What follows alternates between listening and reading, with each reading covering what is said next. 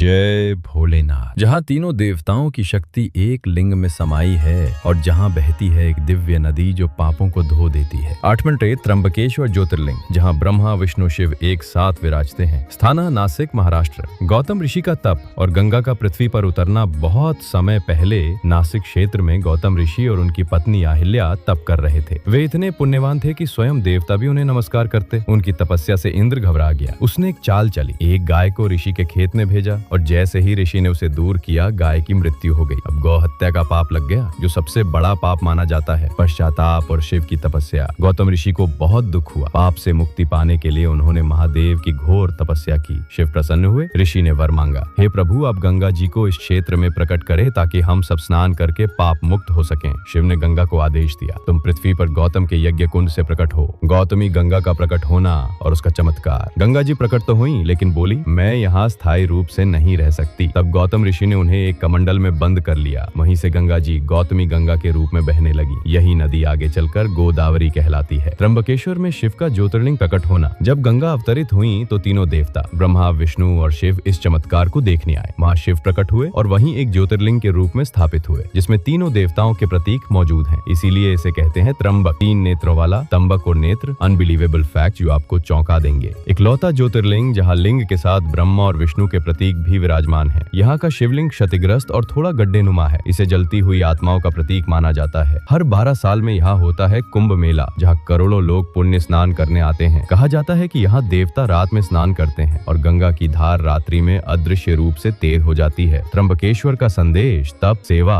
और विनम्रता से शिव प्राप्त होते हैं। जिसने सेवा को पूजा बनाया, जिसने जल से प्रेम किया, जिसने नम्रता को अपनाया, मैंने उसे स्वयं त्रिनेत्र से देखा। अगर ये कथा आपको प्रेरणा, रहस्य और रोमांच से भर गई हो तो अगली कथा का अद्भुत द्वार खुलने को है।